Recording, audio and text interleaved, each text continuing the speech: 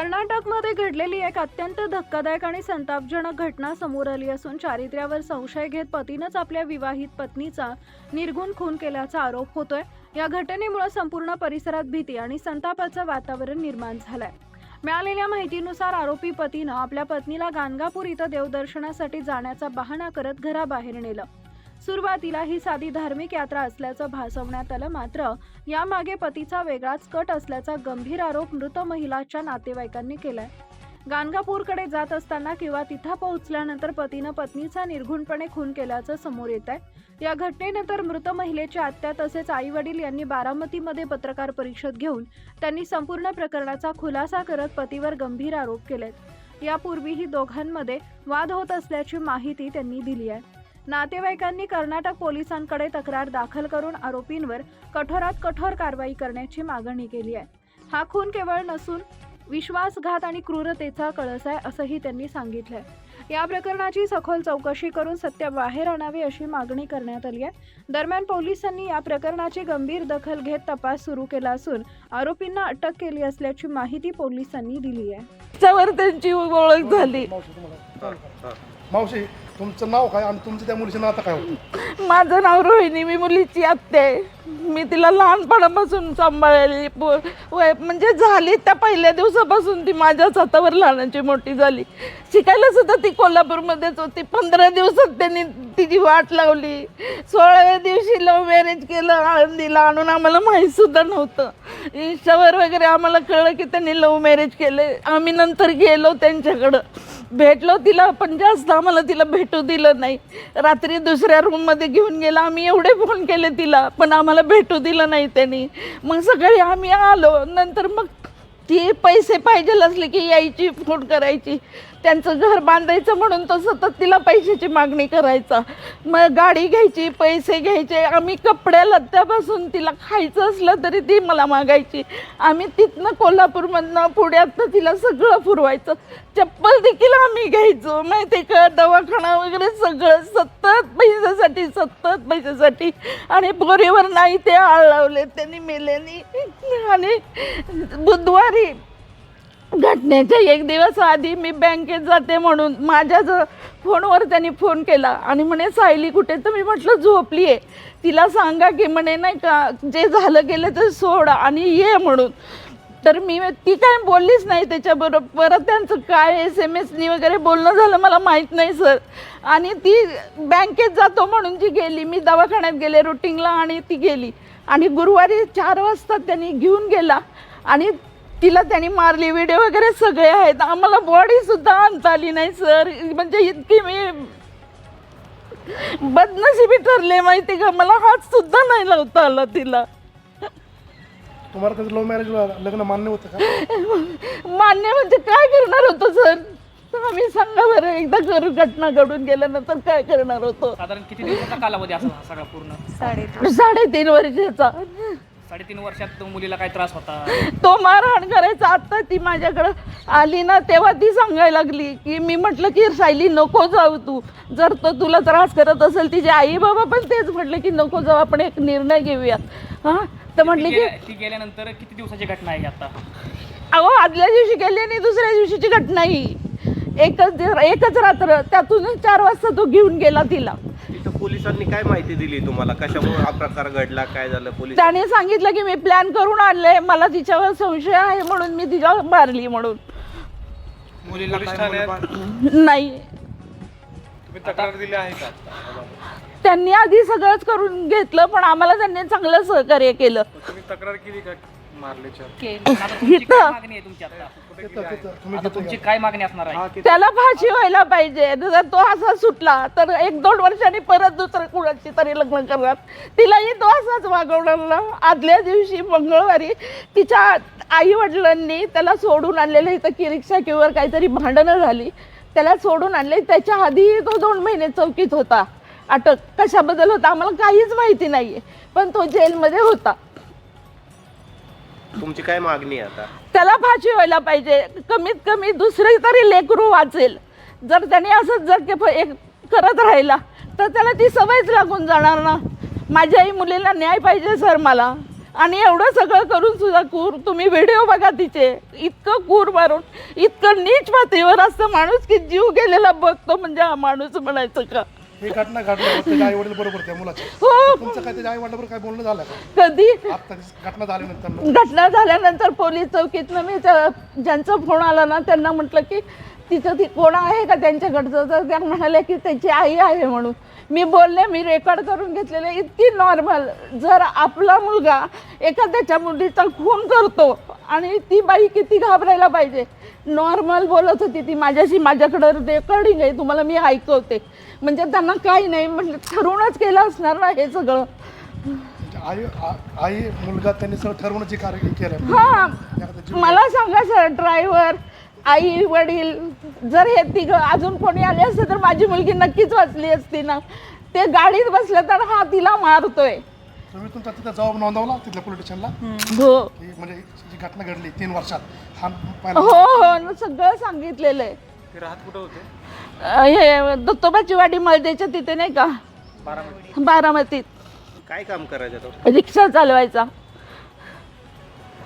नाव काय त्यांचं? अक्षय दत्तात्रय जाधव. 3 वर्षामध्ये मुलीने तुम्हाला कधी सांगितलं नाही का की घरात मला त्रास देता येत? ती सांगायची ना, सांगायची ती की मला एफआयआर वगैरे पोलीस स्टेशनला काय दाखल केली? नाही केली. ती म्हणायची समाज काय म्हणाल. मी तिला म्हटलं सोडून दे, तू ये. आता तिने CITचा फॉर्म भरलेला, तिला वकील व्हायचं होतं. तिने CITचा फॉर्म भरलेला कोल्हापूरमध्ये.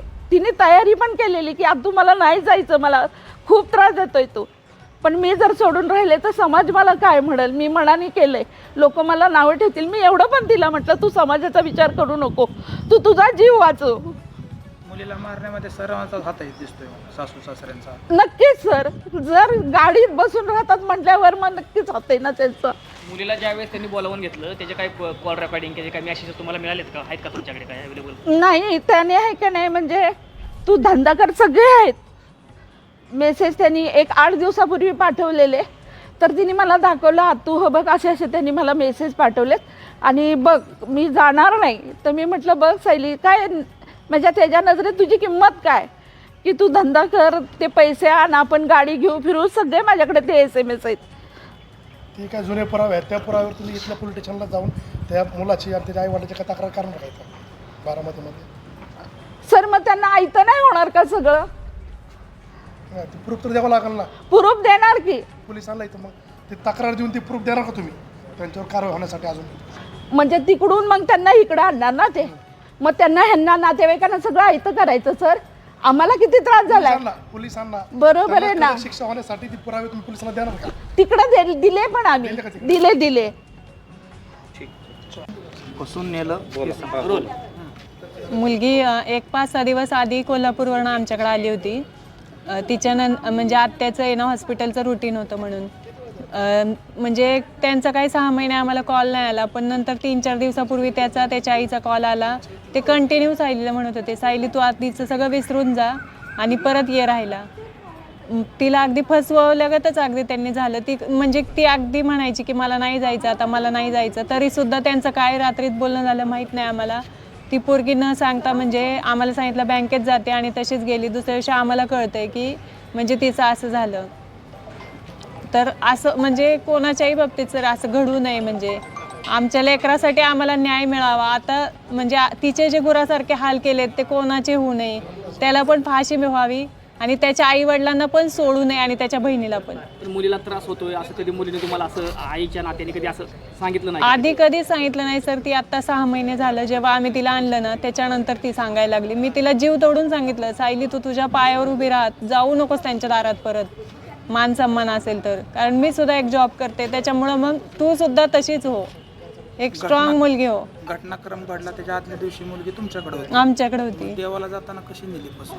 त्यांनी आदल्या दिवशी तिला म्हणजे 2-3 दिवस आधी कॉल करत होते आणि परस्पर म्हणजे त्यांचं काय बोलणं झालं माहित नाही. आम्ही तिला फोन सुद्धा सर दिला नव्हता. ज्यावेळेस मुलगी तुमच्याकडे होती मग मुलीला घ्यायला तो स्वतः आला होता? तो स्वतः नाही आला, का मुलगी कोणीच नाही आलेलं. मग? ती तिथनं गेली. ती म्हटली मी बँकेत जाते, तशीच गेली. ती काय घरी परत आलीच नाही. आम्ही त्याला रात्री कॉल केले तर त्यांनी काय कॉल उचलले नाहीत. त्यांनी सांगितलं पण नाही की ती आमच्याकडे आली आहे. आम्हाला जेव्हा दुसऱ्या दिवशी पोलिसांचा फोन आला तिकडनं अफजलपूर पोलीस स्टेशनमधनं, तेव्हा आम्हाला कळतंय की असं काहीतरी घडलंय. आता काय मागणी आहे तुमची? आमची मागणी आहे की म्हणजे त्यांना चांगली शिक्षा व्हावी, त्याला फाशीची शिक्षा व्हावी, त्याच्या आईवडिलांना तर सोडूच नाही. म्हणजे आई वडील देखील या घटनेमध्ये सहभागी आहेत असं वाटतंय. सहभागी आहेत. ते खुशाल बघत तिथे उभे राहिलेत. जर म्हणजे एखाद्याच तुमचंच लेकरू असतं तर तुम्ही असं केलं असतं का? लग्न झाल्यापासून त्यांना तुम्ही काही पैशाची मागणी केल्यानंतर काही मदत केली का? आम्ही तिला देत होतो, असं खूप काही वेळा वस्तू दिल्यात दिलेलं का? आहे. वस्तू नाही दिल्या पण तिला खूप वेळा म्हणजे ती आजारी पडली इथं कधी ॲडमिट झाली तरी पण पैसे आम्हीच देत होतो दवाखान्याचे. तो एकदम 5-6 दिवसांनी सांगायचं की सायली खूप आजारी आहे. मग आम्ही तेव्हा आतापर्यंत तुम्ही किती पैसे दिलेत असं तुम्हाला म्हणजे मागणीनुसार? किरकोळ म्हणजे नाही का पैसे दिलेले आहेत. कधी आमच्या आईने 4,000 दे, कधी 3,000 दे, कधी 10,000 दे, कधी फोन मागितला तिने फोन दिलेला आहे तिला आम्ही. एका टायमाला 10,000 रुपये असे बऱ्याच वेळा तिने पैसे घेतलेले आहेत. कधी कॅश घे, कधी ऑनलाईन दे, असं दिलेले आहेत आम्ही. मुलीच्या बाबतीत हा दुर्दैवी प्रकार घडलाय, काय मत आहे तुमचं? काय वाटतंय तुम्हाला? माहिती होतं का आपल्या मुलीला त्रास होतोय वगैरे? त्रास होतो म्हणजे मी वरच्यावर मी बारामतीला यायचो, पुण्यावरून बारामतीला आल्यानंतर नाही का ती मला भेटायची, पण ती मला सांगत नव्हती की मला असा त्रास होतो. तसं नाही, ते आईला आणि आत्याला सांगायचे की असं त्रास होतो मला, ते मारतात हे करतात. आत्ता पाडव्या दिवशी पण खूप लाता बुक्क्या घातल्या. ते लाता बुक्क्या घातल्यानंतर मग ताई मग कोल्हापूरवरून आली, म्हणजे माझी मोठी बहीण ती कोल्हापूरवरून आली. आम्ही पुण्यावरनं डायरेक्ट इकडं आलो, बारामतीला आलो. मग त्यांना बोललो तुम्ही असं मारायचं का? एखादं जनावराला सुद्धा नाही का मारताना विचार करतं, पण ते तसं नाही आहे. तो डायरेक्ट लाता बुक्क्या वगैरे अशा मारायच्या. आणि असं पत्र्याच्या ते घर आहे, ते पत्र फाटला, त्याने अशी जी लात घातली ती पत्रात गेली, ते डायरेक्ट आतमध्ये. तिथनं तिला बाहेर काढलं. परत मारायला सुरुवात केली. मारल्यानंतर मग आम्ही तिकडे गेल्यानंतर मग ते म्हणले पप्पा मला इथं नाही राहायचं, आता मला डायरेक्ट पुण्याला तर नाही तर कोल्हापूरला तरी घेऊन चला. म्हणलं ठीक आहे. मग त्याला म्हणलं काय रे बाबा, आम्ही नाही का मी पण लव्ह मॅरेजच केलेलं आहे ना. आज माझ्या लग्नाला 26 वर्ष होत आलेत, पण मी असं कधीच नाही. त्या 26 वर्षात एकदा जे कंटाळीत मारलेली होती, त्याच्यानंतर तिला मारलेलं नाही आहे. आणि हा एवढ्या 3.5 वर्षात सारखं मारहाण, पैसे आण, घर बांधायचं, गाडी घ्यायची, गाडीत फिरू, ह्याला काय अर्थ आहे का? हां, एवढी क्रूर पद्धतीने त्यांची हत्या करण्यात आली, नेमकं कारण वाटतंय तुम्हाला? कारण म्हणजे पैसे आहेच. घर बांधायला पैसे पाहिजे, गाडी बांधायला गाडी घ्यायला पैसे पाहिजे, हेच. त्यांनी देखील आरोप केलेला आहे की बाह्य संबंध होते असं त्यांचं म्हणणं आहे. हे शक्यच नाही आहे. तुम्ही पुण्यात पण विचारा, बारामतीत पण विचारा, हे शक्यच नाही आहे. कारण माझी मुलगी कोल्हापूरच्या घरी जरी होती तरी पण ती घराच्या बाहेर नसायची. बारामतीच्या आपलं इथं पण बारामतीत ती फक्त एक लेडी आहे, तिला खायला प्यायला नसायचं, ते त्या लेडीच्या घरात जाऊन खायची वगैरे. आता काय तुमची मागणी असणार आहे? मग आमची मागणी म्हणजे एकच आहे की आम्हाला न्याय मिळाला पाहिजे आणि त्याला फाशी झाली पाहिजे.